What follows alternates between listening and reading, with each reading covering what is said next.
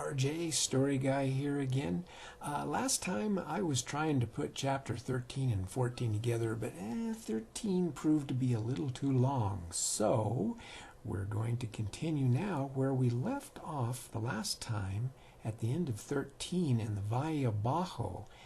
And poor old Don has just now discovered he's there with this giant bat. Let's go on to chapter 14. Don scrambled backwards in a most unmanly manner before ramming up against the north wall. Jesus Christ, Joseph and Mary, Mother of God! The bat's face was identical to the one he had seen in his house earlier, only 10 times bigger. The teeth might have been shorter and the mouth vaguely human-like, but not by much. Just enough to break into a smile and deliver convincingly human laughter. Rather dry laughter. Sorry, Don, but I could think of no way to effectively break this to you. I am a bat, but as you can see here in the Valle Bajo, I'm bigger in apparent size. Please don't ask me to explain. Just take my word that the scale of things is different here, as the story of Teresa should have told you. This is bullshit. I'm dreaming. I've got the DTs. I'm going crazy. No, Don. You're just going through a difficult period of adjustment. You went through the portal, and now you're here in the Valle Bajo, a place similar but different in important ways from where you were just moments ago. But this can't be real. Your story's gone to my head. It's some kind of trick. Think of it whatever you like for now. It may help you to cope, but we are wasting time. The Nomen at the place of homes are expecting you, and I have other things to do. Let me give you directions and leave you to your visit.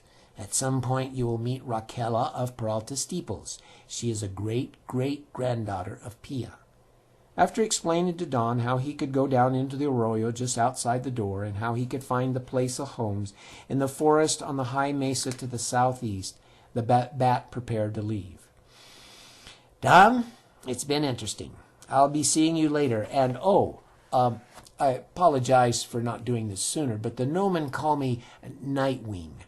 My actual name is unpronounceable by the likes of you, so Nightwing will have to do.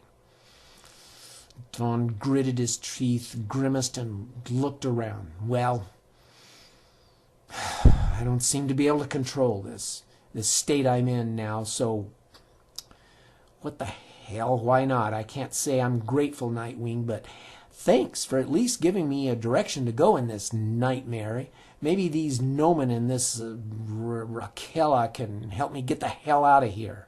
Suddenly a thought struck him, and he looked back at the portal.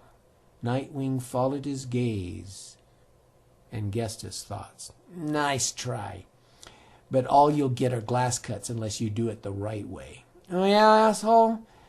I remember the story. You take a jug of water and douse the glass and pluck your magic twainer, Froggy.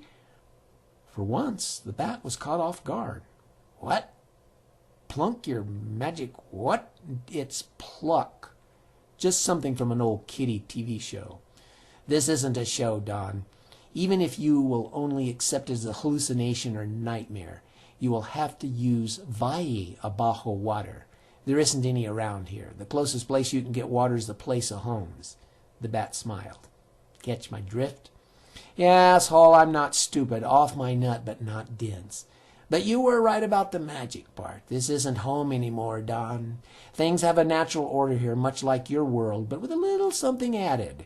Magic. Not that overblown hype you see in fantasy movies or popular sword and sorcerer stories, but specialized powers some of the people of this valley have. Every group, or clan as they call themselves, has one or two little powers they can use in their everyday lives. They can come in handy. Don't worry yourself. You probably won't be able to wield any of those powers with your crappy attitude, besides the fact you're a visitor, not a native. Think of it like you had brought along a cell phone. To these people, the science and technology of a device that can allow you to communicate and use thousands of functions or apps, as you lazy-ass humans call them, would be magic to these folks.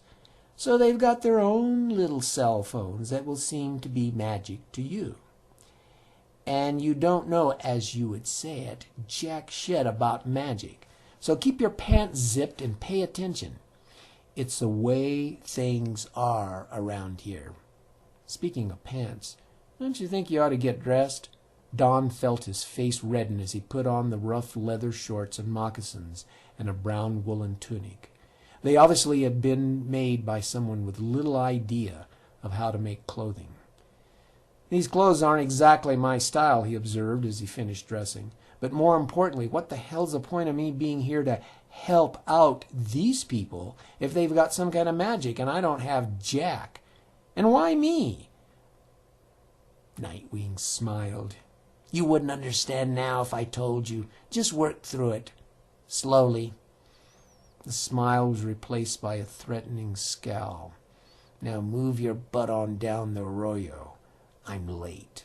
With that, the bat stretched out his arms, unfurling gossamer thin leather wings. With a preternaturally quick flutter, he rose into the air and flew to the east, heading for the distant forests of Dream River. Don listened as a whep, whep, whep slowly faded, overwhelmed by the delicate texture of mid-morning sounds in a valley free of modern noise. Well, okay, now we're there, in the flesh with Don. Chapter 15 next time. Until then, bye.